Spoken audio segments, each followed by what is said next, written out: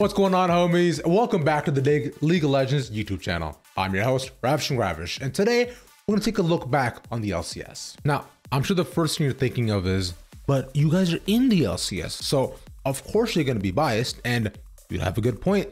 So in order to avoid that bias, every time I compliment the LCS, our editor is gonna add a letter to the sentence at the bottom of your screen. It's gonna spell out our true thoughts. For example, yo, LCS, you look good tonight. Where my hug at? Yikes. Anyways, let's get started. The LCS as a product dates all the way back to early 2013. But one of the biggest changes came late last year when it was announced that Mark Zimmerman. Yes, that Mark Zimmerman will be taking over as commissioner, a role that would allow him to shape the LCS in his image, while also risking backlash if any of it was unwelcomed. It was high risk, high reward change, but definitely a welcome one. So let's see how we did. If you watched the LCS broadcast over the past year, and you should be, you'll quickly realize the focus that's been on content. Instead of long breaks between games, plus an analyst desk, we've been blessed with some of the best content the product has ever received in years. The dive has always been a staple of the LCS, so we're glad to see it remain. But alongside that, there's now multiple content pieces dedicated to showcasing player personalities. The new show Pros is filmed like a podcast and allows players to give their thoughts on the state of League of Legends and the game itself. The return of Are You Smarter Than an LCS Player is a fun way for players to test their knowledge, and the other one-off content pieces scattered around here and there to allow for individual teams and pros to shine too. Altogether, this makes for a great lineup of content to air between breaks and for YouTube. It's not without its faults though. One change we'd like to see is for more high quality pieces like Drive.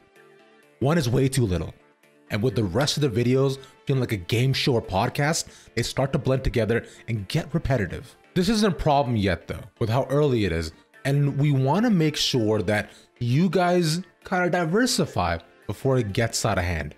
Slow down, take a breather, and let's go beyond the surface level. We mentioned earlier the focus on content that has allowed for less time in between games, and we love it.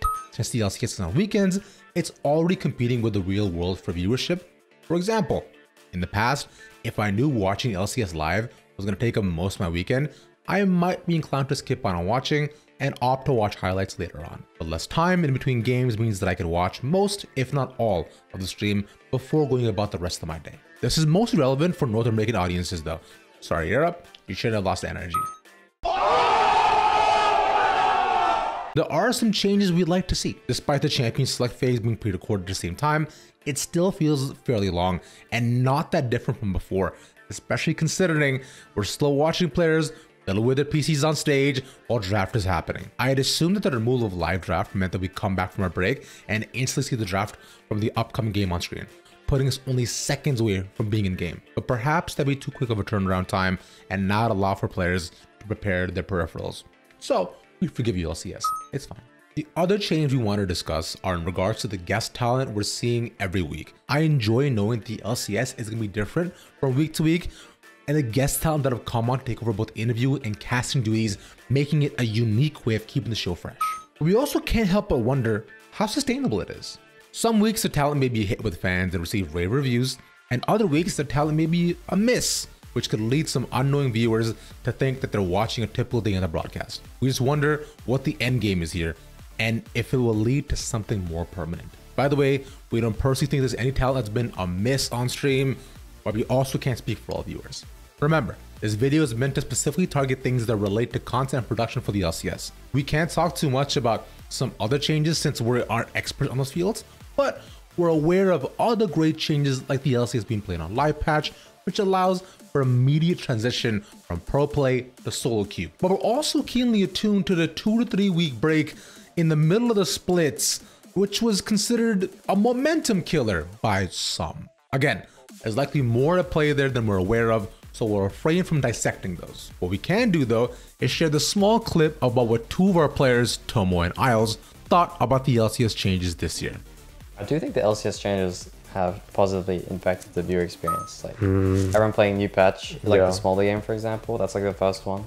that brings a lot of hype. And I do think LCS always kind of has that feeling where anyone can beat anyone, but it's already like so obvious. Yeah, I feel like LCS has always been like a fiesta, but this year specifically, like, it's like SR can only beat good teams. People have like better hands, I guess. With that being said, we think the LCS is in a much better spot than it was last year, but also with room to grow. Whether it's Mark Z or the others behind the scenes that are making these changes happen, it's clear that there's someone who cares about the LCS, and that level of dedication makes us also... Oh, that's what it says. Okay, anyways, let's end it off here. Hey guys, thanks so much for watching. Appreciate it. Bye.